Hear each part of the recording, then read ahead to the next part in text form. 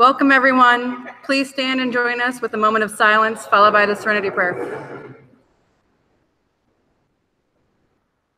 God, grant me the serenity to accept the things I cannot change, the courage to change the things I can, and the wisdom to know the difference. Hello, everyone. My name is Amy, and I'm an alcoholic.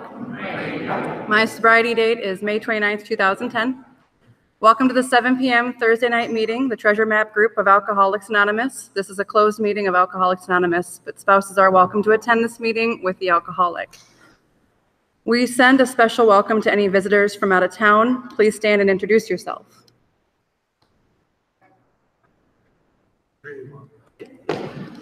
Thanks, Jeff. I'm the alcoholic. Hi, Jeff.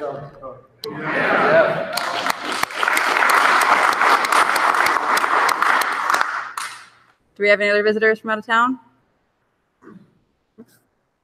Also, anyone who may be visiting the Treasure Map meeting for the first time, please stand and be recognized. Hey, Jessica. Hey, Dave. Hey, Dave. Hey, Derek.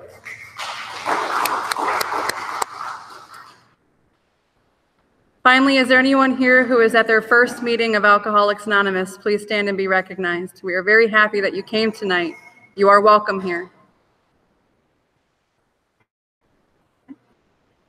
If you would like, please come to the welcome table. We have free gifts for you. Once again, thank you for being here with us tonight. The Treasure Map meeting, or the Treasure Map group of Alcoholics Anonymous believes in working the 12 steps as outlined in the Big Book of Alcoholics Anonymous with the sponsor. There are many home group members here tonight that are willing to be sponsors. If you're new here or you don't have a sponsor, you can stop at the back table during the break and see Randy or Mike for names and numbers of home group members who are willing to sponsor others. The Treasure Map group of Alcoholics Anonymous celebrates our sobriety birthdays on the last Thursday of each month. Treasure Map home group members celebrate each month of sobriety for the first 12 months and every consecutive year thereafter. If you would like to make the Treasure Map meeting your home group, please see, again, Mike or Randy at the back table for details. The current list of birthdays we will be celebrating this month are, I don't have an attached list. If you're celebrating a birthday this month and you're a home group member, please come and let me know. The Treasure Map meeting group, or the Treasure Map group of Alcoholics Anonymous, is committed to bringing a message of hope to those who suffer from alcoholism. We believe this message is contained within the Big Book of Alcoholics Anonymous and our personal experiences. The AA Preamble. Alcoholics Anonymous is a fellowship of men and women who share their experience, strength, and hope with each other that they may solve their common problem and help others to recover from alcoholism. The only requirement for membership is a desire to stop drinking. There are no dues or fees for AA membership. We are self-supporting through our own contributions. AA is not allied with any sect, denomination, politics, organization, or institution, does not wish to engage in any controversy, neither endorses nor opposes any causes. Our primary purpose is to stay sober and help other alcoholics to achieve sobriety. Our meeting tonight will focus on step 8 and 9. Our Big Book study will begin shortly. If you need a Big Book, please raise your hand and we will bring one to you. Our meeting, it's a speaker meeting, isn't it? That's my fault, sorry. First night. Our meeting tonight will focus on step 8 and 9. Our speakers tonight, we have Jeff from Rapid City as our short speaker, and then Matt from Baltic will be our long speaker, and we do have some announcements. Thanks, Aim. Hey, great job for Aim, huh? First time? Not bad at all. So just a couple of quick things. First of all, just a reminder for some of you who weren't here last week, we do have some cards, right? You're welcome to take them. They're free. Put your name on the back or your phone number. If you meet a newcomer and he needs a phone number, feel free to just put your name and number on the back, give it to him. Address, our email is on there. So if he wants to reach out or she wants to reach out to us, someone will get back with them very, very quickly, right? We have these for free. These are AA's Legacy of Service. They're on the back literature table. So if you're interested in the 3 legacies of Alcoholics Anonymous, which at some level, at some point, somewhere down the road, we should all be, feel free to grab one of these. It's written by Bill Wilson. Bit of an authority figure on them, from what I understand. So tonight, we have a little pamphlet. Forgot to make the announcement on silencing your cell phones, huh? Sorry. That's all right. I wouldn't have done that if you had done your job. But anyways, this is a little pamphlet called The Four Absolutes. And before the Big Book of Alcoholics Anonymous was written, these are the things that they lived their life by. This was the program before the Big Book was written. It's how they did 10 steps. It's how they looked at their life in general. They're normally $3. We're selling them tonight for $2. We've sold a bunch of them. Randy, how many do we have left? About 5. Okay, so they're $8 a piece. I'm just kidding. $2 a piece. If you're interested. If you're not, that's fine. Please sign up for birthdays. Right, that was a big deal here last month. Just making sure that we're ahead and prepared. We have the right chips. We have everybody's name and number ready to go. And thank you all for being here. God bless you guys. Thanks, Amy.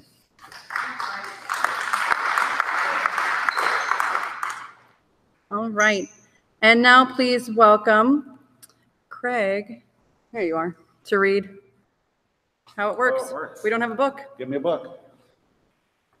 Amazing what's in our book.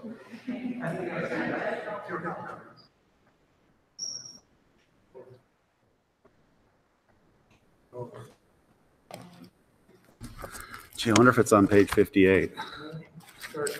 Start there, see what happens. Wow, this one's been working a little bit. Good evening, everyone. My name's Craig, and I'm an alcoholic. And this book's falling apart now. How it works, chapter 5. Rarely we see a person fail who has thoroughly followed our path.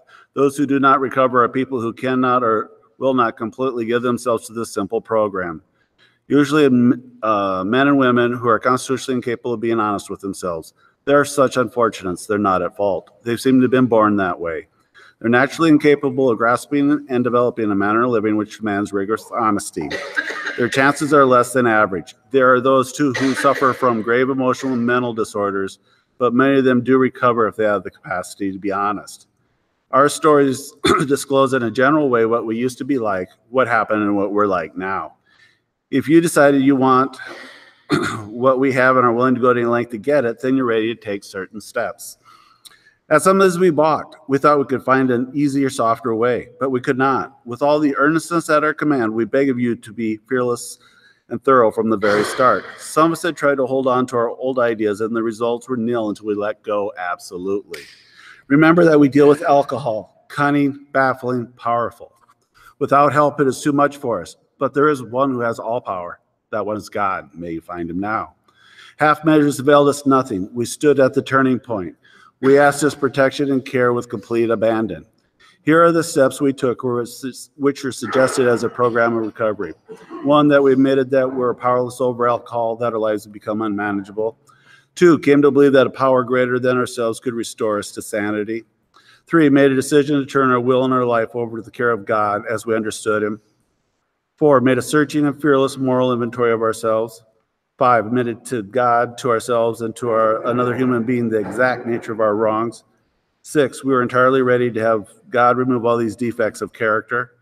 7, humbly asked him to remove our shortcomings. 8, made a list of all persons we had harmed and became willing to make direct amends to them, all. 9, make direct amends to such people wherever possible, except when to do so would injure them or others. 10, continue to take personal inventory, and when we're wrong, promptly admit it. 11, sought through prayer and meditation to prove our conscious contact with God as we understood him, praying only for the knowledge of his will for us and the power to carry that out. 12, having had a spiritual awakening as a result of these steps, we tried to carry this message to alcoholics and practice these principles in all our affairs. Many of us exclaimed, "What an order, I cannot go through with it." Do not be discouraged. No one among us has been able to maintain anything like perfect adherence to these principles. We're not saints. The point is that we're willing to grow along spiritual lines. The principles we set down are guides to progress. We claim spiritual progress rather than spiritual perfection. Our description of the alcoholic, the chapter to the agnostic, and our personal adventures before and after make clear 3 pertinent ideas.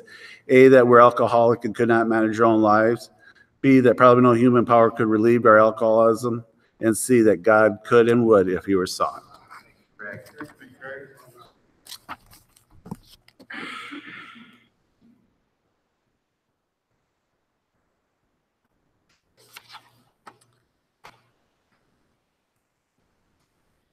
All right, and now please welcome Mary to read the 12 traditions as we pass the baskets. Thank you in advance for your generosity and support. Tradition 7 states every AA group ought to be fully self-supporting, declining outside contributions.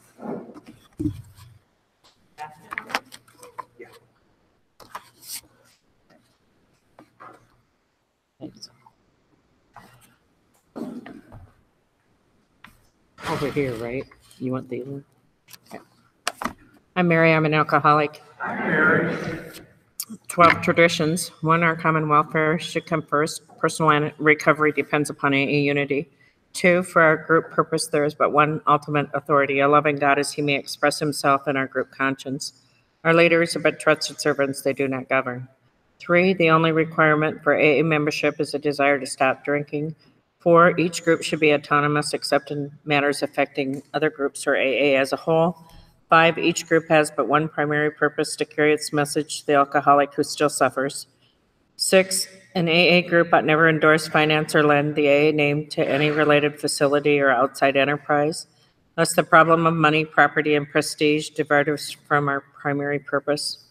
7, every AA group ought to be fully self-supporting, declining outside contributions. 8, Alcoholics Anonymous should remain forever non-professional, but our service centers may employ special workers. 9, AA as such ought never be organized, but we may create service boards or committees directly responsible to those they serve. 10, Alcoholics Anonymous has no opinion on outside issues, hence the AA name ought never be drawn into public controversy. 11, our public relations policy is based on attraction rather than promotion. We need always maintain personal anonymity at the level of press, radio, and film. I'm still trying to rewrite the big book. 12, anonymity is the spiritual foundation of all our traditions, ever reminding us to place principles before personalities. Thank you.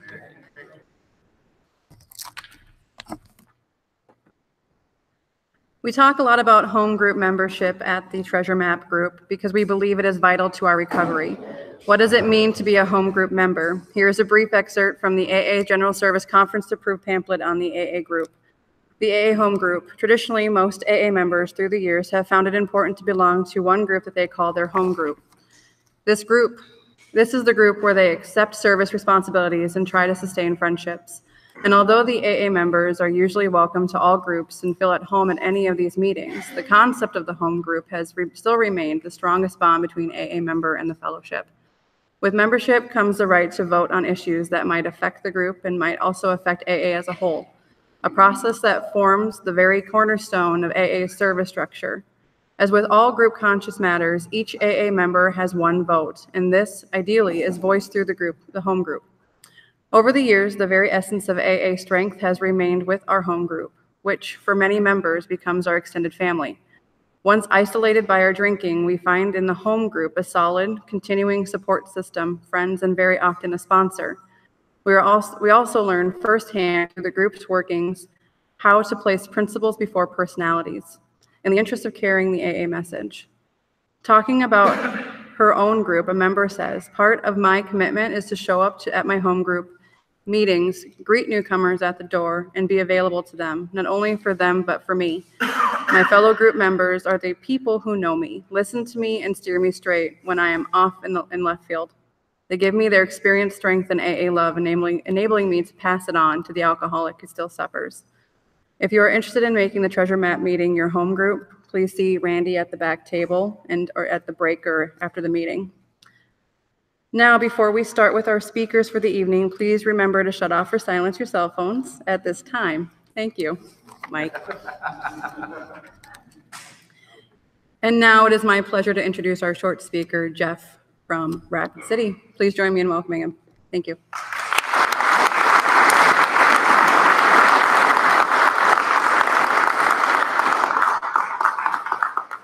Good evening. My name is Jeff, and I am an alcoholic. I don't know what she means by short speaker. I've always had this issue with my height.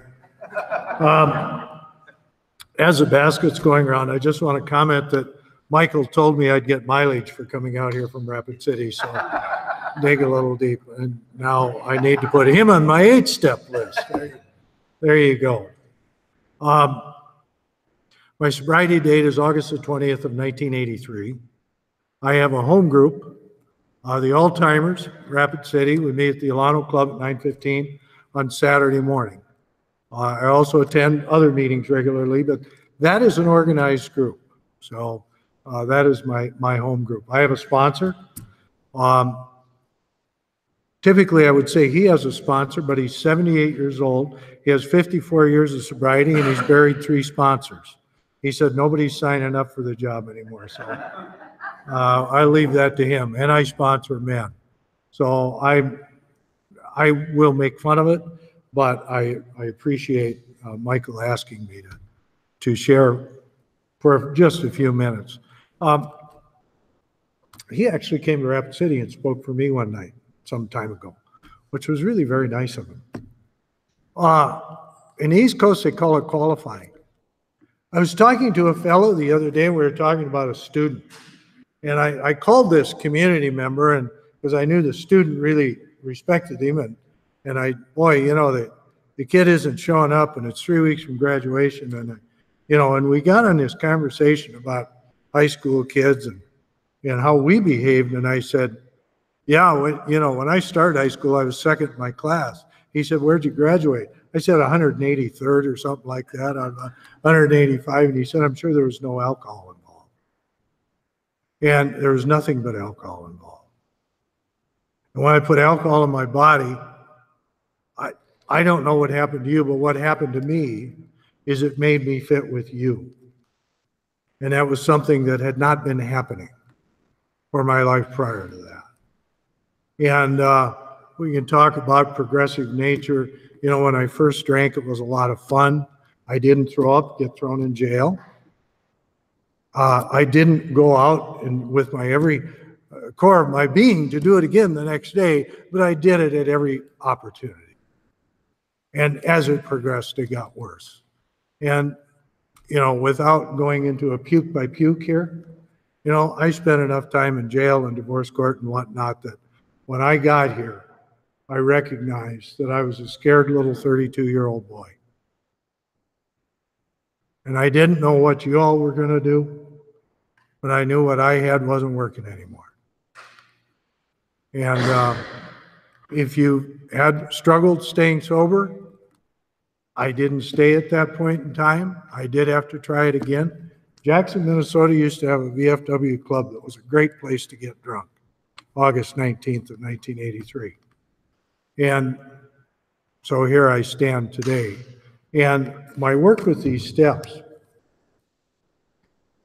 the first 11 months I was here, I knew 2 steps.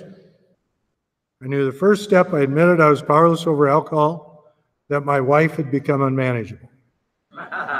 And they'd laugh then too. And what an arrogant statement to make. My life was unmanageable. I couldn't control the people around me. I couldn't control my drinking or anything else. And there was nothing wrong with that fine young woman, okay? But that's what I said. I said that so you'd laugh, so you'd like me. The other step I worked was a 12-step, telling you all about it.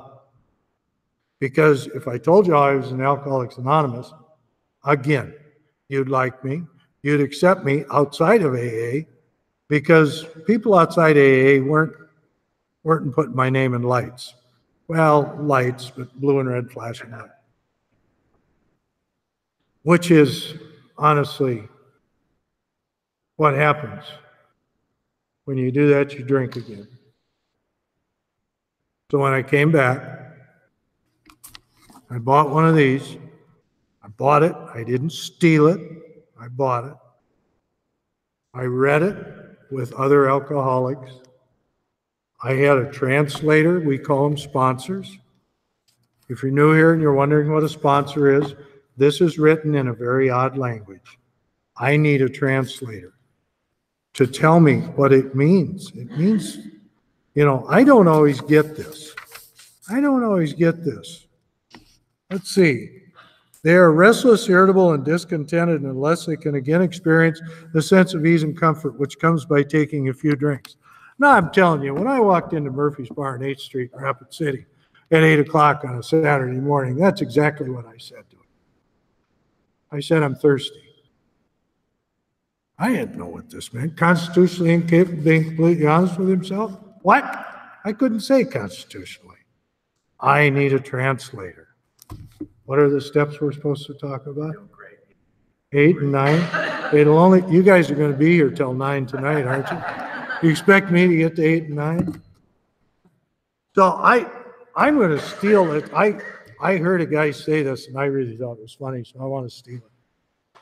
He would say he was new, and he was reading they were passing the book around, you know, and each guy read a step, and he came to 9. He said, "Made direct amends to such people wherever possible, except when to do so would injure them or others." Are you kidding me? When I first looked at these steps, made a list of all persons we had harmed and became willing to make amends to them all. Now, my capacity for making that list was somewhat limited because, you see, it was pretty much your fault. My life was your fault. Conditions and people drove me to drink. So who have I harmed? I haven't harmed anybody. I don't need no stinking list. And make amends. Maybe on the slim chance that there's somebody out there that I offended. Okay, maybe. Not intentionally, of course. But I'm not, you know, that was a long time ago. I'm not going to make amends to him. A good sponsor will take your 4-step list and say, here's a good place to start, Jeff. Let's write down these people you have resentments against, these people you're angry at, these people in which your sex conduct arouse resentment, fear, and hate. It's easy for me to say, isn't it? These people that you're afraid of, that's a good place to start. And I need to make that list. And I have that list, it's out in my car. I have that list in my heart and to a certain degree physically with me at all times. Because stuff still happens. But the other thing that's important to me to look at is not those people on my 4-step list. Because there are people that I've harmed in some way I don't have a resentment against. I need to look at them too. I need to make certain that I've listed everyone. Okay, that gets a little tricky. For me, it does. Because again, my drinking is your fault. So what's it say? Made a list of all persons we had harmed. Anybody hear me say myself? I'm an advocate. I apologize. I do not have myself on my 8-step list. Okay? That's just me. Your sponsor wants you to put yourself on there. That's fine. If I put myself on there, I'd be way at the bottom. Because I need to make it right with God and with you all first before I can consider any amends to me. Okay? And that's the way I've been sponsored and what I've learned. Now, that's all good. Lists out my car. We don't walk out there. Y'all are never going to see it, so that's fine, right? We don't. It's a list, and whatever. Might be a phone list. I'm not that important. It is not a phone book. Made direct amends to such people wherever possible, except when to do so would injure them or others. What about what they owe me? Where's my part in that? Well, Jeff, you don't have a part in that.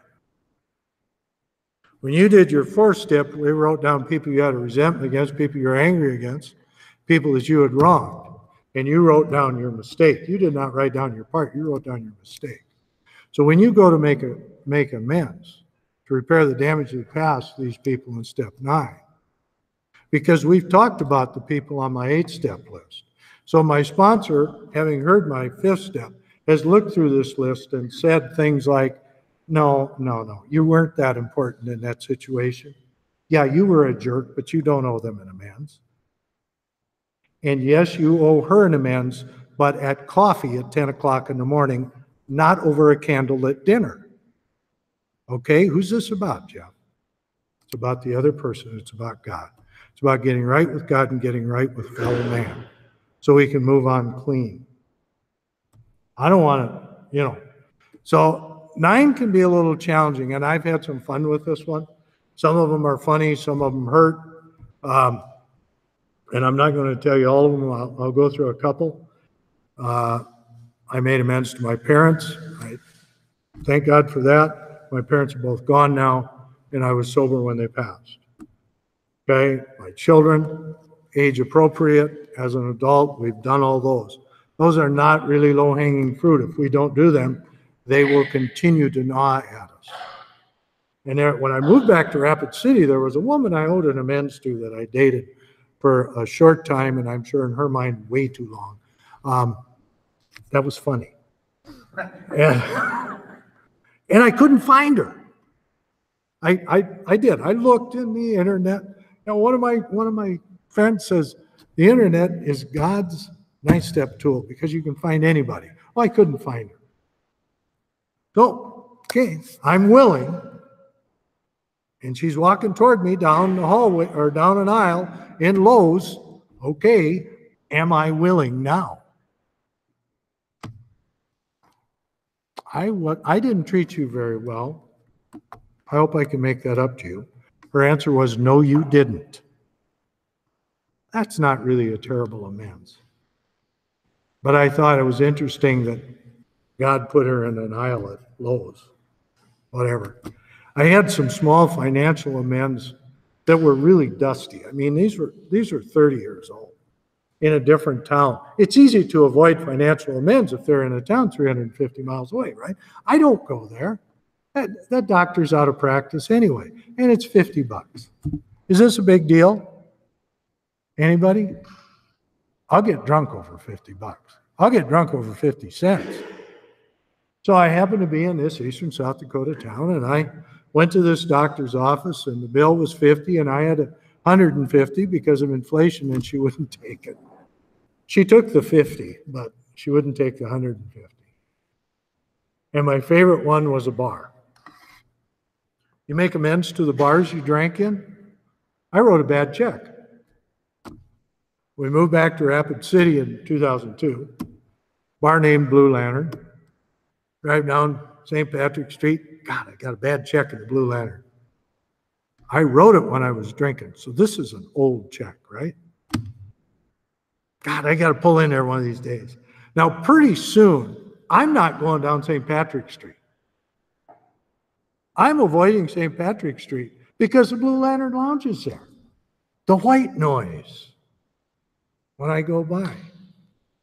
I made sure one morning I had a $50 bill in my pocket for a $10 check, and I walked in there and I said, I thought, surely it's changed hands. It's been 30 plus years. The owners were old at that time, I thought.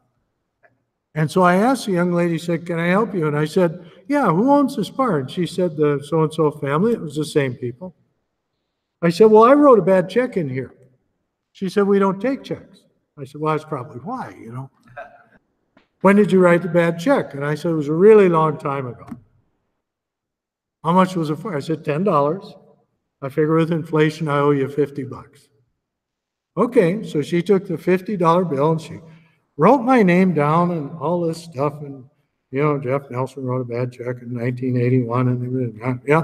She said, I'll give it to him. I said, thank you. I appreciate that. She said, do you want a drink? I didn't catch the name of the Baltic fellow, but please, thank you, Michael, for allowing me to spew a few minutes of my craziness at your podium. And some of my favorite meetings happen in Catholic gyms. So this is really special for me. Thank you.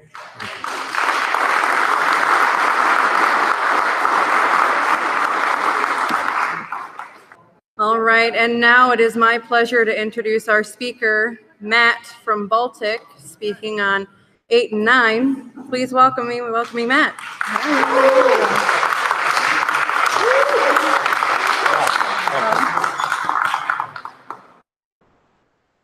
Everybody, I'm Matt, and I'm a happy alcoholic. You know, what first thing I want to say is thank you to the people who put this treasure map meeting on. You know, I started coming here. I think you guys were on step 4, and it is my favorite meeting I go to. I absolutely love the whole thing, the focus of recovery, and I know there's a lot of work. Scott, I can't even name all the guys, but you guys behind the scenes putting this thing together, I tip my hat to you. I love this meeting.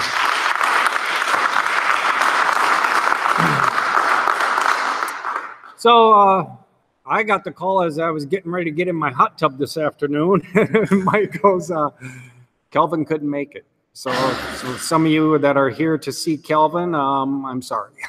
I do not get in front of a podium very often. You know, I do a monthly commitment at Keystone, and that's about it for me. But, you know, my wife said, you know, what are you freaking out about? She goes, it's just your story, you know, and that's what I'm here to do, just share my experience, strength, and hope. So I will tell you my sobriety date is May 17th, 2004. Okay, so I've got a birthday coming up here pretty soon. But I will say this, I came to you initially on April 1st, 1991. So, you know, I should, if I'd done this thing, I should have 27 years sobriety, not 14, you know, but my story is what it is, you know, and I'm going to go through a little bit of my story because I asked Mike, I said, is it all going to be on 8 and 9? And can I tell a little bit about my struggles in Alcoholics Anonymous and some of the story is going to relate to the amends that I made going forward in the multiple times I've been through the steps. So I'll get going on it. I grew up in Sioux Falls. I just moved back here 11 years ago from being out west for over 35 years. Just couldn't take it anymore and decided, you know what, my wife's parents were dying of cancer, came back to bury dad. And I said, you know, I've always wanted to live out in the country in one of those shelter belts. And my wife just looked at me and she goes, let's do it, you know, and her mom was dying of cancer. And, you know, so 11 years ago, I moved back here and I will never leave. I love South Dakota. Used to be an altar boy up on the hill there at the cathedral, and between here and the Twin Cities is kind of where my childhood was. And so real quick, grew up in a large, I call it a large family. There was 8 of us, 6 boys, 2 girls. Alcoholic. My dad was an alcoholic, runs generations. My grandfather died in a gutter down in Sioux City as a bum, and I remember my grandma being in 4 those leather restraints down at Yankton State Hospital. I went to see her as a teenager, hooked on drugs. And, you know, it's all through the family. And, you know, so I'm growing up and, man, I tell you, I did not feel like I was born in that household. You know, I just felt like I didn't belong. You know, I got 5 other brothers and 2 sisters. My brothers are all 6'3", 6'7", you know. On a good day with good shoes, I might hit 6 foot, you know, but I was the run of the litter in my family, you know, and I felt like a midget. And my brothers were all jocks, you know, they, you know, back in the day, the letter coats and all that. And I was just this skinny little kid. And I felt like I never belonged. And I grew up that way my whole life. And, but I'm watching my brothers come home on weekends, you know, and, you know, these guys are starting to drink, you know. I mean, in junior high, there was, Minnesota was 7th, 8th, and 9th. There was one of us in each grade. Moved to high school, there's one in 10, 11, and 12. And I'm watching these older brothers, you know, they're starting to drink, they're starting to partake in liquor. And I'm watching my dad and all his activities. And, you know, I'll just say this real quick. I did not blame being raised in an alcoholic home becoming an alcoholic. Nobody poured that stuff down my throat. I voluntarily took it. And I took it, and Mike says it well, I didn't know, but I had a broken soul, you know? But what I thought I was doing was just pushing down all those feelings of less than, because I grew up feeling less than. And so at 13, I'm on a mission. I said, you know what, I'm going to do like those guys, my brothers, you know, so I'm stealing dad's booze. And, you know, we got a car on the side of the house, and I'm now living in Minneapolis. And I sit there and I go, you know what? We're going to go sit out in that car with my buddies and we get lit, you know, and I did it all. I drank, I got drunk, I blacked out, I passed out, I hurled, I did it all. And I woke up the next morning feeling like absolute crap. and I could not wait to do it again. And that was the start of it. You know, I'm here because of Alcoholics Anonymous, but for my story, I'm also a drug addict. You know, 15, I found drugs. I've done it. Any type there is, I've done it. Whether it's a needle, snorting, smoking, it don't matter. It was always one led to the other. I tried getting sober, just using marijuana maintenance, always led back to alcohol. You know, and then I tried doing, you know, vice versa, but one always led back to the other. But just so you understand my story is I'm duly addicted. But I always announce myself as an alcoholic because, you know, for me, I went to CA, I went to NA, I went to AA, and I tried them all. And I found a home in Alcoholics Anonymous. So for me, I'm an alcoholic when I'm in Alcoholics Anonymous. It's just me. And you know, at 15, I find the drugs. 16, again, dealing with this father and this home life I have, I decided, you know what, I'm going to kill myself. And I did my first suicide attempt when I was 16 years old. And I've got this girl, and I'm going to talk about her real quick because it's one of my amends I make later on and when I talk about 8 and 9. And me and this girl are hooked up in high school, you know, my first love, and we are absolutely out of control, you know, between the drinking and the drugging, and I am absolutely destroying her family as well as my own. And so one night I decide I'm going to end it. I can't live like this anymore. I take an overdose and end up in the hospital, and they do the pumping, all that. And so I used to say, well, you know, when I tell my story, you know, I was in my first treatment center at 16, and then I listened to Dr. Paul on one of his CDs. Dr.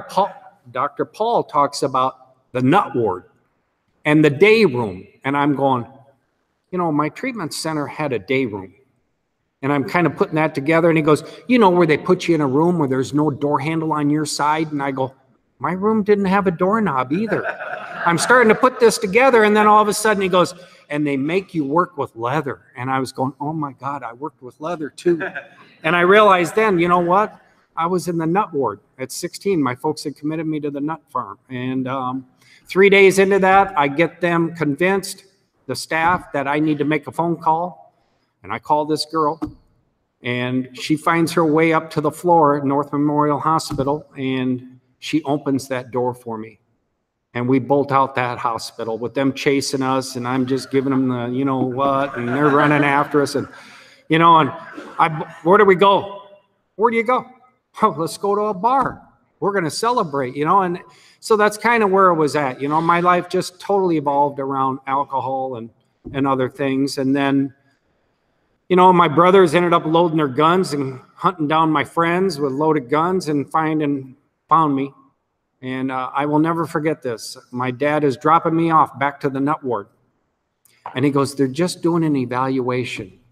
Just tell them what they want to hear, and I'll get you out within a week. And, you know, so that's what I did. I went in there, I behaved, and pretty soon I got released from the nut ward. So now, 17, I've dropped out of high school. You know, my brothers are all good grades, jocks, very proud father. And he's got this one child who is now, you know, between the alcoholism and the drugs and the dropping out of high school. I mean, this man wants me out of his house. So I'm up one night at, God, it was probably 3 in the morning, you know, and it was tail end of Vietnam. And I see this commercial for the Navy, and it says, you know, I go, man, that's it. I'm going to go save my country. You know, So at 17, I had to ask my father to sign the papers, and I won't even get into it, but he signed the papers, pretty much told me, you will never make it, you know, and I showed him wrong. I became the biggest drug dealer on that base of 100,000 people, but I got an honorable discharge. Anyways, you know, so at 17, let me backtrack again. I'm going to jump around because I don't do this a lot. But at 15, you know, I was so sick of living in that home. And this was before the suicide. I stuck my thumb out and I hitchhiked to San Francisco as a 15-year-old kid because I wanted to go, you know, back in the 70s, Haight-Ashbury, you know, love, drugs, peace, and all that, you know. And I say, I'll go there, you know. And So I went there and lived for a while, and I continued to write my story, come back home. Now I'm living in a tent out in the woods. I mean, this is how good things are going in my life. And then I decided to enlist in the Navy. And, you know, I thought that if I could just get out of where all the people I'm with in Minnesota, I can turn around and change my life. And it was really, you know, they talk about the first geographic you do. That was it. I enlisted in the Navy, and the problem is wherever I go, I follow, you know. So I enlisted, I'm joined, I'm at NAS Miramar. If you've seen Top Gun, that's where I was. I was working on Top Gun jets. And when you live that close to the Tijuana border, there's opportunities for side business. And I was very successful in my side businesses during the Navy. And so I'm down there, and I'm out of control. You know, let me tell you, I had a lot of fun drinking. I'm going to stand here before you right now and tell you, I had fun doing it. But then I hit that point, and it was no longer fun. And I think it was Wayne L. said it when he spoke at the roundup. Fun drinking, trouble, and then drinking, all trouble. You know, I didn't get in trouble every time I drank, but every time I got in trouble, I was always drinking and using. And that was kind of my life story. So now I've moved to Arizona. I'm living in Phoenix. I've been in San Diego, and I get this woman, I fall in love with her, you know, and I ended up with a hostage, you know. And I mean, I love this woman, and I had 2 children with her. And just fast forward, you know, I grew up, guys, I swore to God I would never be like my father, you know. He was always at the bar. He was, you know, he was a successful man. I mean, very smart engineer, but he was always at the bar. And I said, I'm never going to be like you. And I became just like him. Just my surroundings were different. I thought that I was a better father by drinking in my garage and not going to the bar. So, you know, even though I was home, I really wasn't home. You know, my kids would come out in the garage, and I'd scream and yell at them to get their ass back in the garage, you know, because I had my stuff going on in the garage. And so my life is starting to spiral out of control. Lost a very, very successful business I had. I've always owned my own businesses, and, you know, but I don't attribute it to my alcoholism, you know. And so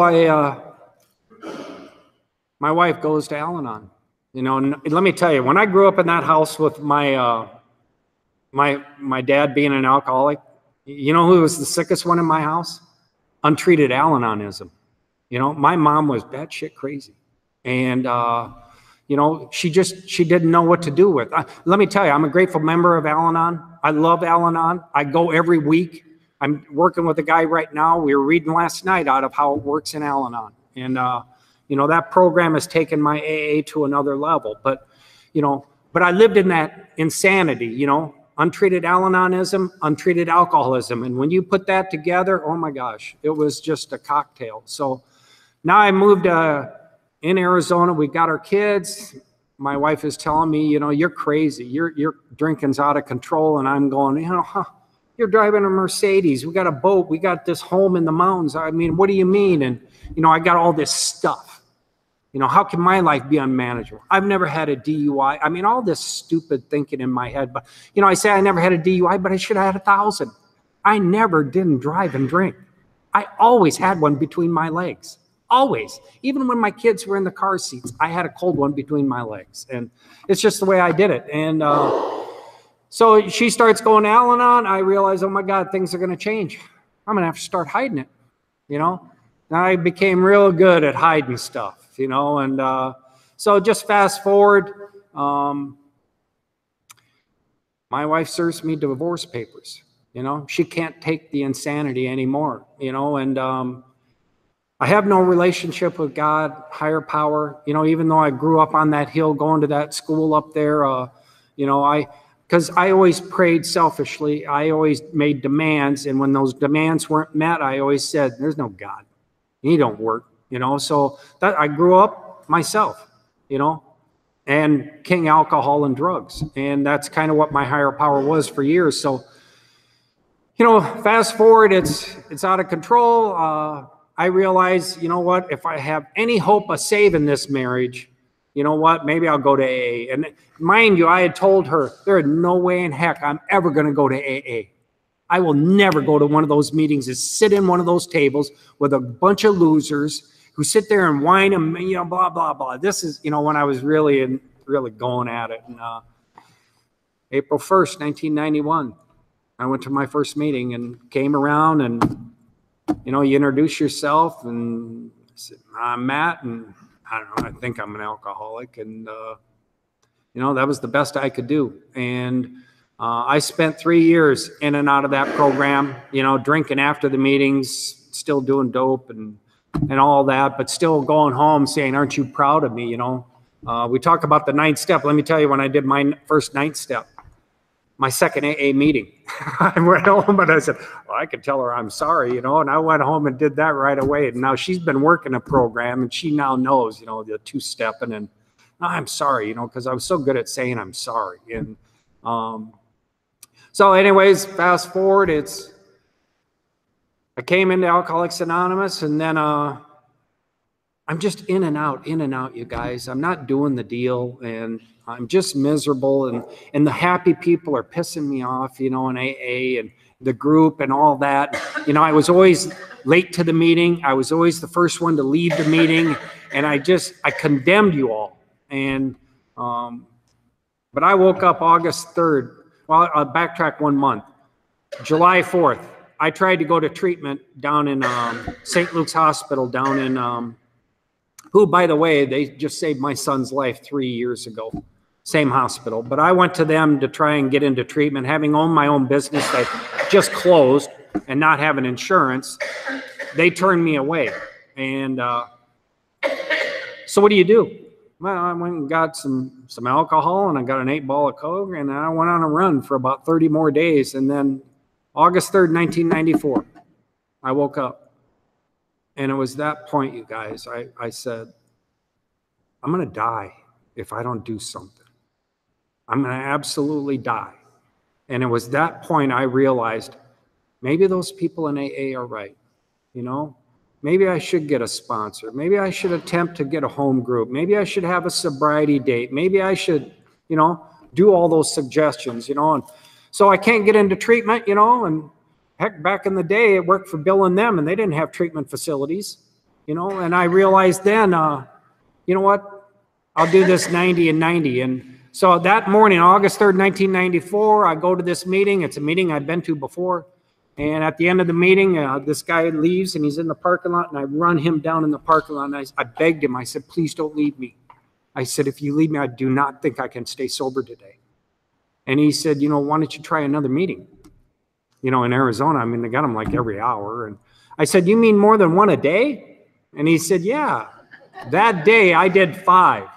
You know, and let me tell you, I'm an alcoholic. I want to make sure I do my 90 and 90. I did 157 meetings in 90 days, you know, because I came home and I wrote it down every time. And, you know, so I start to get into this deal. You know, I get a sponsor. I met a man in Alcoholics Anonymous. I just loved this man.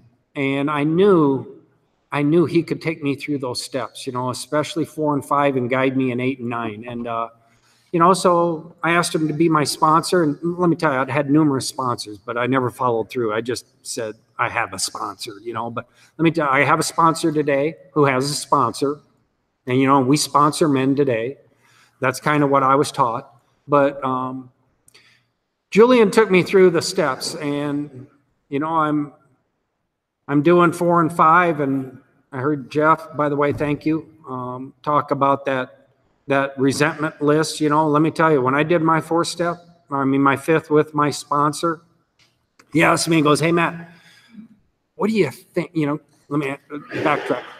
I asked this man to sponsor me, not knowing what he did. He ran a treatment facility. I had no idea who I was picking for a sponsor. He goes, well, meet me at my office. And I get down there. It's Valley Hope down in Chandler, Arizona. So I do my 5th step in his office, and he looked at me and he goes, what do you think if we burn it? Would that be a desire you'd like to do? And I go, are you serious? I would love to burn this thing. And for me, that's what we did. You know, I'll just real quick, Jeff kind of shared how he worked the steps. I worked them differently. My sponsor did things differently with me. But let me tell you right here, guys, there's no right or wrong way. There's either those that do it and those that don't. And if you want the results that this program has to offer, just do them.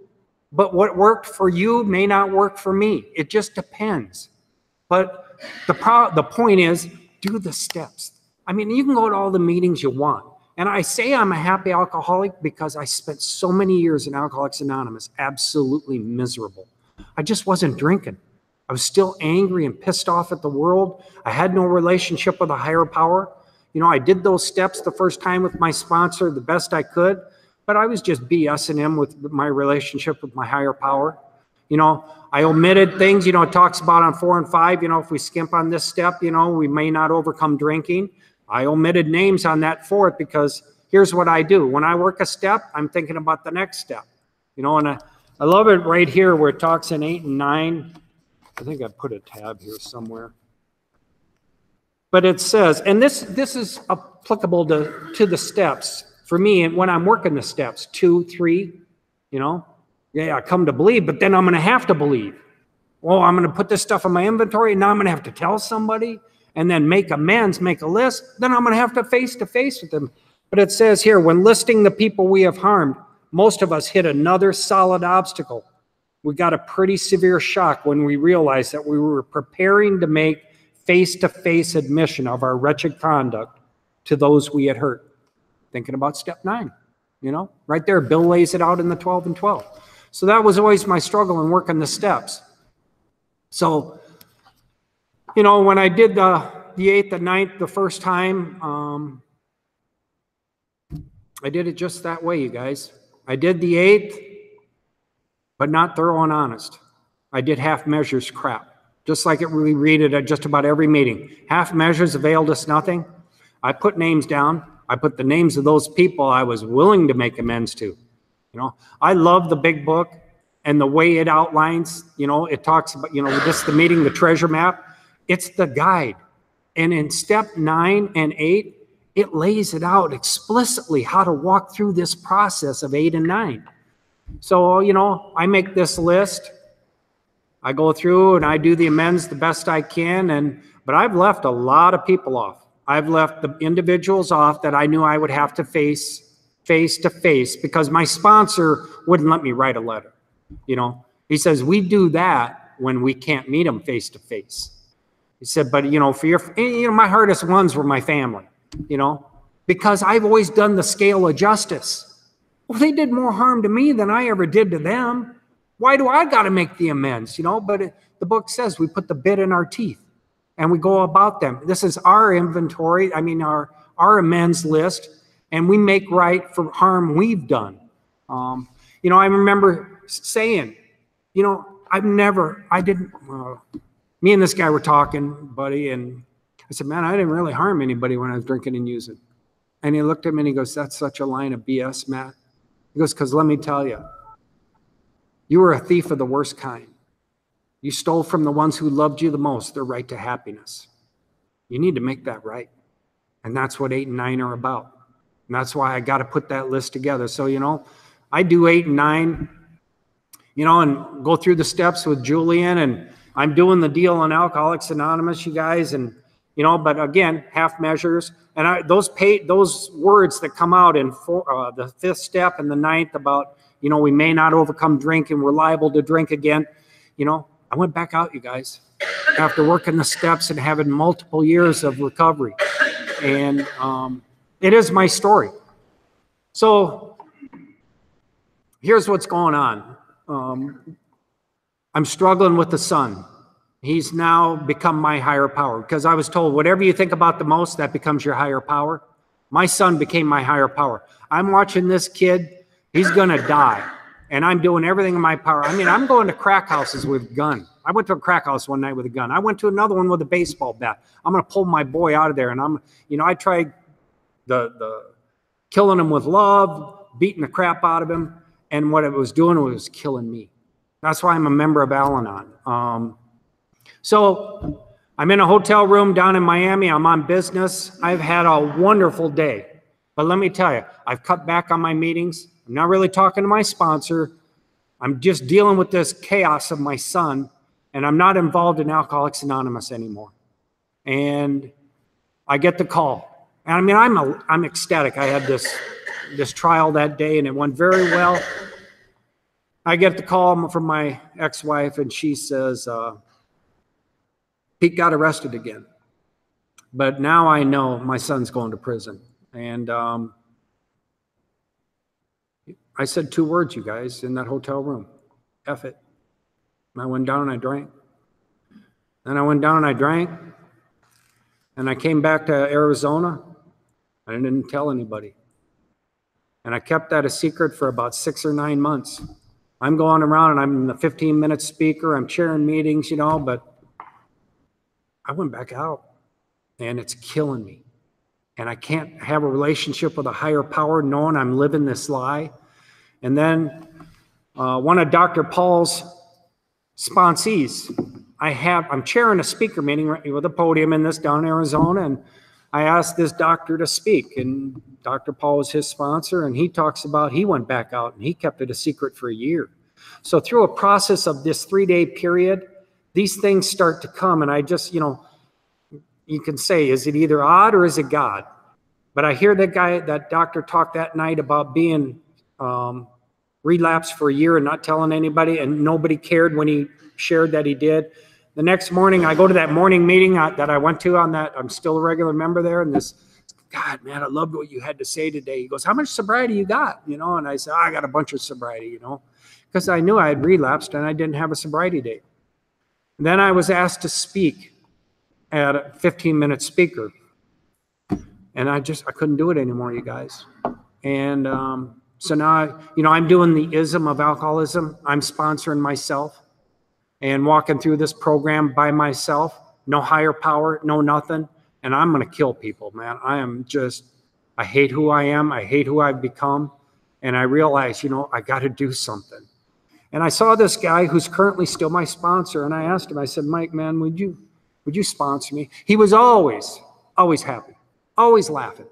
That's what I want in Alcoholics Anonymous. I want to be happy. And you know what? He took me through the steps, and he's still my sponsor today. But the first thing he made me read when we met was the part in 59 about, are we willing to go to any lengths? And he asked me, are you willing to go to any lengths? And I said, yes. And here's what I do, guys.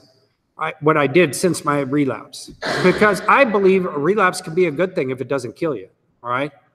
If I look at what was I not doing that I should have been doing? And what got me to there, I may not stay sober unless I kick it up a notch. And that's what I did. I realized, you know what? I need to get back with a sponsor. I need to get back doing service work. And I said, I want you to take me back through the steps. Because I knew I'd done half measures on 4 and 5 and 8 and 9. You know, so we do the 4 and 5, but I have a different relationship with a higher power now, you guys. Because on my 3rd step, I told my sponsor, I said, my God, I never really had God when I went through the steps that first time. I just said I did. I said, I can't even pray. And he told me, he goes, you know what, I said, I can't even say good morning to him. And he said, let's do this. I want you to start journaling, because I really believe, guys, there's something about pencil to paper. And he had me journal a letter to God every night. Just write, dear God, put your thoughts down. He goes, and don't candy coat them. So I'm writing these letters, dear God, and I'm just throwing F-bombs at him, you know, because that's how I feel towards him. You know, it was always God's fault, you know, or other people's fault. It was never Matt's doing. And eventually, after about 6 months, those journals started to turn to gratitude. I'd now started to develop a relationship with a higher power. He was a part of my life. It allowed me going forward now into 4 and 5. And I did a very thorough 4 and 5. I put stuff on there in my 4th step, having gone back out after a number of years. I said, these dark secrets, I swear I'd never share with another person. I'm gonna do this thoroughly. And I will tell you this, when I did that 5th step and I left his place, I got to a traffic light in Arizona. I mean, I was like 1 mile away. It was nighttime, and I sat at that traffic light, and you guys, I just broke down and I sobbed. I sobbed like a 2-year-old. because I'd finally cleaned up all of that deep down skeletons or wreckage that I'd been pushing down inside me. And I finally put it all out there. And you know what? I found out it was really no big deal. It was all up here where I made it a big deal. You know, so now we're coming to 8 and 9, you know, and I said, you know, Mike, I don't know if I can do a thorough 8-step, you know, and make a list. And this was huge for me, you guys. He said, let's do it this way. Let's make 3 lists. Let's make 1 list. Those I'm willing to make amends to. Then let's make a list of those I might make amends to. And then your 3rd list is going to be those that ain't no way in hell I'm ever going to make amends to these people. And you will end up with a thorough 8-step list. And that's what I did, you know. Some women, my family members were all on that. Ain't no way in hell. And so I get that list and I get it put together. And we start making the amends process, you know. And, you know, I'm a procrastinator. It's like when I did 4 and 5, my sponsor go, how you doing on your 4-step? I go, good. And he see me the next week. He goes, so how's it going? I go, moving along, you know, we're getting it, you know. Then finally he said, so you almost done? And I said, Julian, I haven't even put the pencil to paper. I said, here's the only way I know how to work. Give me a deadline. Set a date for the 5th step, and I'll get it done. I was one who I believe in doing it with my sponsor. Right or wrong, it doesn't matter. You do it or you don't. But I knew my sponsors knew me, and that's who I wanted. You know, I wanted them to be able to call me on my crap. I knew I'd be real thorough and honest with them because we've developed a relationship that I knew they wouldn't judge me. So now I'm going forward on the 9th step amends. I got to backtrack, sorry. In the first time I did the 9th step, you guys, I made the amends, first of all, to my ex-wife, and I will never forget this one. Because this one I meant. I love this woman, but we fell out of love. And she's still the mother of my children. My goal is to be the best ex-husband I can be. That's what Alcoholics Anonymous has taught me. But I remember making that amends to her and her crying and saying, you know, letting you go was the biggest mistake I ever made in my life. And I said, you had to do what you had to do. Because had you not done that, I don't know that I'd be alive today. I don't know that our boys would have a father, because I'm pretty sure I was going to die. You know, and I love her still. I'm just not in love with her, you know. I believe rejection is God's protection. God saved me from that woman. Anyways, we still have a great relationship. You know, I was just in Arizona last week seeing our granddaughter, and, you know, we just get along super great. We just can't be married, you know. And so I wanted to talk about financial amends, because when I first did my 9th step amends, for 11 years prior to this, you guys, I was a milkman. You know, I had a wholesale dairy distributorship. I served restaurants and all these businesses, and I'd wheel in 90 pounds of butter for you, but I'd charge you for 120. My goal was to cheat and steal my clients every day I worked, and I did it for 11 years, you know. And a lot of these businesses are out of business. And I'm thinking, how do you make financial restitution when they're no longer in existence, when they're dead and they're deceased?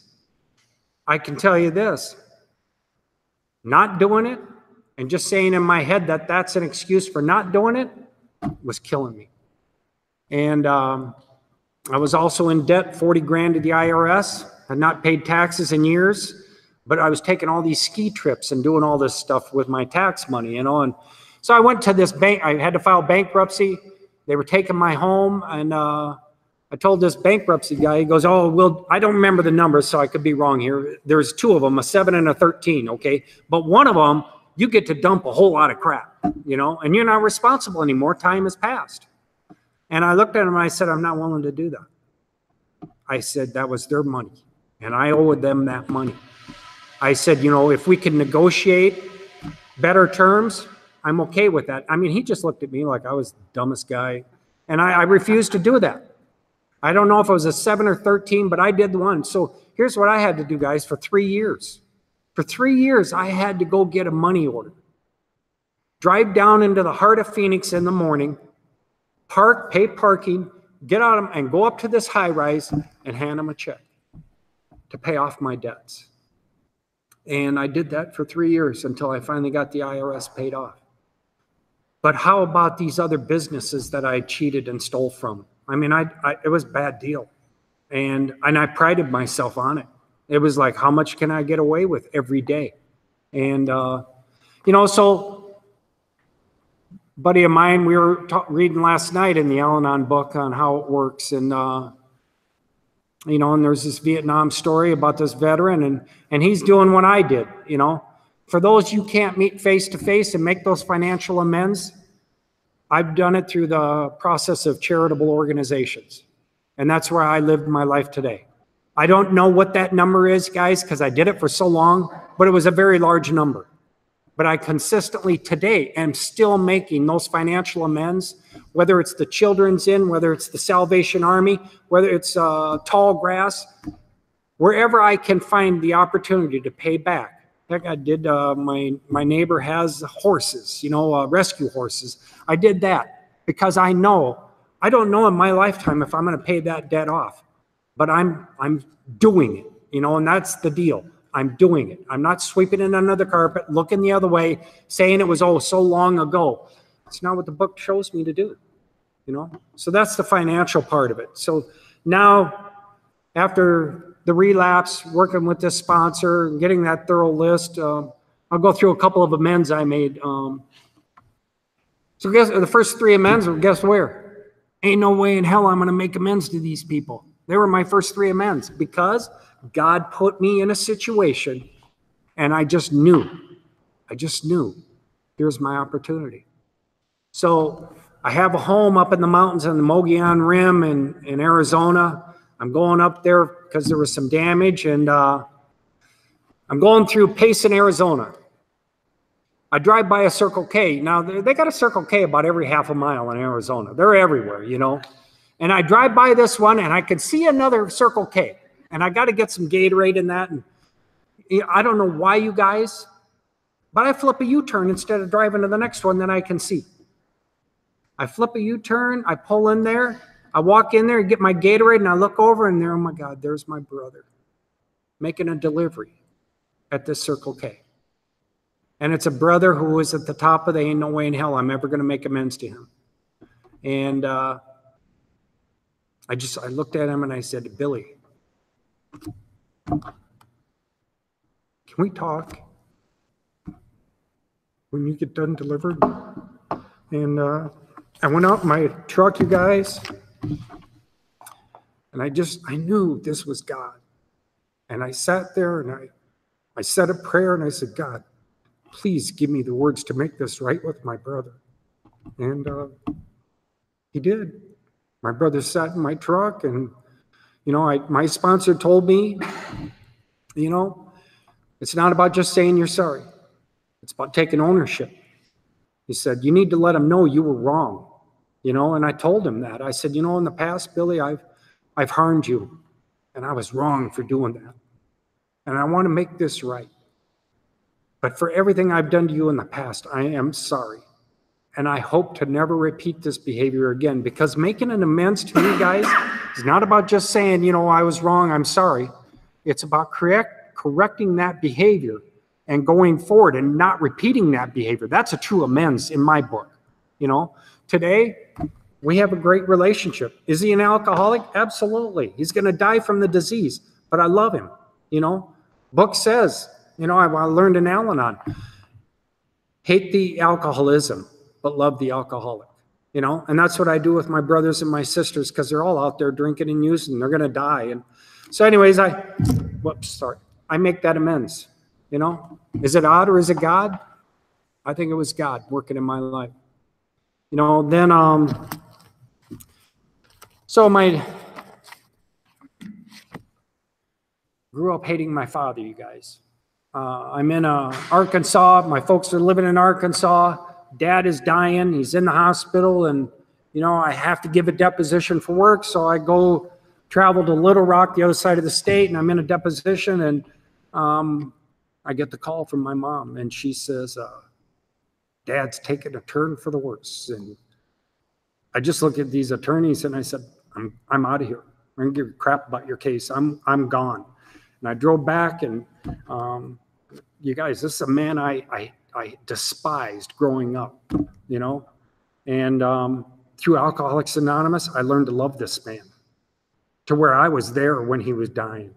You know, I only get that. If it's left to me, I'm not there.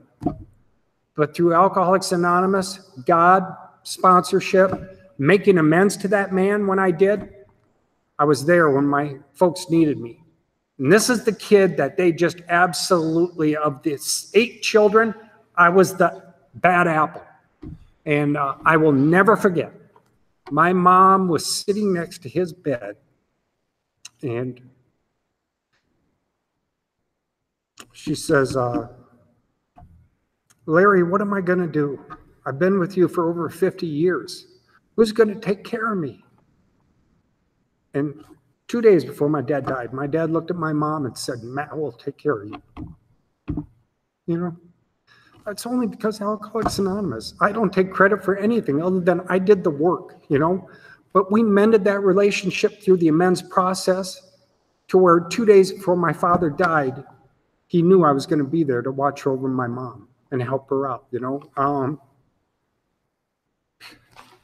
So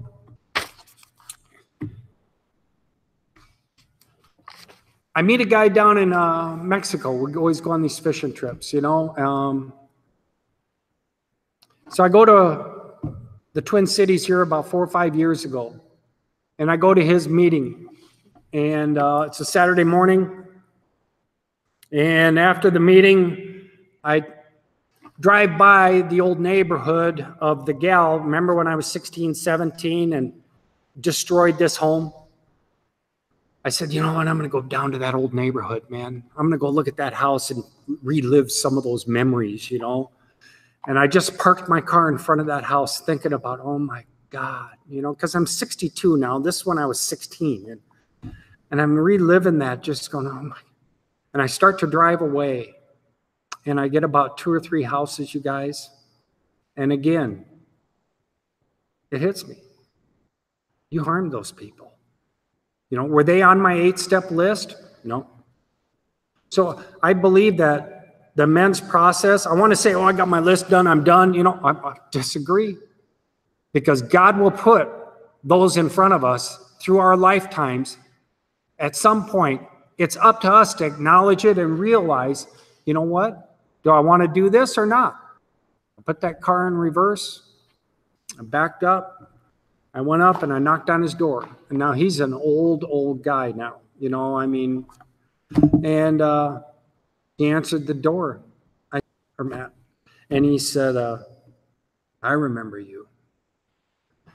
And I basically followed the guidelines of the book, you know. I said, I'm in a 12-step program of recovery. You know, I need to make right the harm I've done to others. And I know in the past, Leonard, I hurt you and your family. And for that, I was wrong. And I don't ever want to hurt you guys again. And he looked at me and he goes, you want to come in for a cup of coffee, Matt? I said, no, you know, I just want to make this right. And I go home to my sister, you know, and she just looks at me and I haven't said anything. She goes, what's with you? And I go, you won't believe it.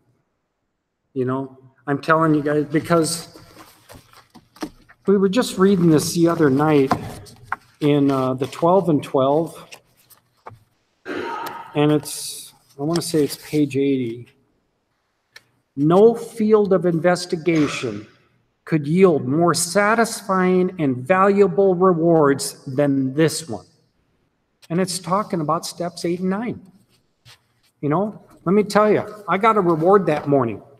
I had no idea, wasn't on my amends list, but I knew God put that into my day that day. And it was up to me. Do I want to make it right?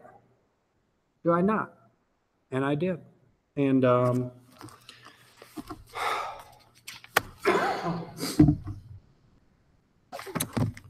you know, Mike said it last week. I just tell you, ladies, women, I mean, I harmed you. Maybe not you specifically, but in my thoughts and actions, the way I looked at women, and I never realized it, how wrong I was until I did that sex inventory and realized how I looked at women as objects. It's not how I am today, but I owe an amends to all women for how I used to treat them. And I need to make that right, man. And how do you make that right for the women that you don't even know anymore? Just the one night stands that you trampled on. You know what? I try and be kind and loving to the women I come into contact today. You know, that's the amends I'm trying to make. I'm not trying to be critical or vindictive or vicious. I mean, I was not a nice person, man, when I was drinking and using, you know, and it was all about me and what I can get. Didn't care if I hurt you, as long as I got what I wanted. But I'll tell you what, doing that inventory, making amends to some of those women, you know, that girl, that young girl, I called her, I found her, got her on the internet, found her living down in Florida. I would go, oh my God, I found her, you know, made that right. And you should have seen just some really wonderful things. Got a guy I've been working with 5 years now. Got an ex, you know, I won't say his name, but can't get him to do the amends. I said, dude, I'm telling you, you know, listen where I've been. I went back out. I pushed that stuff down, and I hear in meetings, oh, I'm never doing it to her. Nowhere in the book does it tell me that. You know, we make it to every thorough and honest. We clean up everything. And I've been bugging him, then I quit bugging him. Oh, I'll do it Thanksgiving, I'll do it Christmas. And you know what? His mom died 2 months ago. And I said, she's going to be there. And I said, I'm not saying that's the time to do it. You don't ambush them. But I said, here's an opportunity for you to try and make this right. And he did. And about 3 weeks ago, he called me on a Saturday morning. He goes, Matt, oh my God, the most powerful amends I've ever made. See, but up here it tells us, don't do it. Don't do it, because we think we know what the outcome's going to be. We're projecting, you know, and the bottom line is when we share from our heart sincerity, very rarely in any of my amends have I ever gotten negative response. I had my older brother, I did it with him, and he said, I just want my brother back. But I said, I've always been here. I never left you. I just choose to not partake in drinking and using today like you do. I said, but I still love you. I'll always love you. You're still my brother. But I can't drink and use anymore. And he pulled out a joint and goes, are you sure? You know, that was one of my amends. And, you know, we don't have a relationship today because, you know, several of my siblings are not happy that I've been in recovery, you know, but others are. And I will tell you this, when the ones in the family, you know, my brother lost a daughter and went to the bottle and came to South Dakota. Several of family members have come to live with my wife and I and try and get their life on track. But never would had I not made my amends to them, you know. This deal about making amends is making it right to those we harmed and trusting God. You know, I'll tell you that before I ever made any amends, I always asked God. The book tells us, ask, ask, ask. Well, that's a prayer. Tonight, my nephew called me, who I helped come live at my house in South Dakota and get sober. And, you know, he's going on a couple years sober, and he called me and he goes, what are you doing? And I go, sitting in my truck praying right now, because I'm asking God for the words to carry the message of hope to anybody who's at this meeting tonight. You know, I don't do this all the time. I just know that God uses us as messengers, and I asked him to use me as a messenger tonight. And I want to thank you all for letting me be here tonight. That's all I got.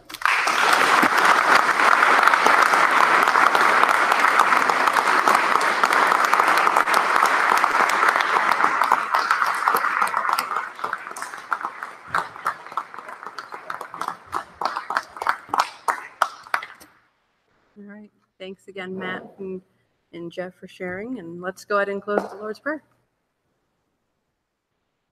Our Father, who art in heaven, hallowed be thy name. Thy kingdom come, thy will be done, on earth as it is in heaven. Give us this day our daily bread, and forgive us our trespasses, as we forgive those who trespass against us. And lead us not into temptation, but deliver us from evil. For thine is the kingdom, and the power, and the glory, forever and ever. Amen. You're coming back. It works. All right, well, good. Good stuff, man. Oh, thank you. Yeah, right. Yeah. Thanks. Yeah. Great job. Great job.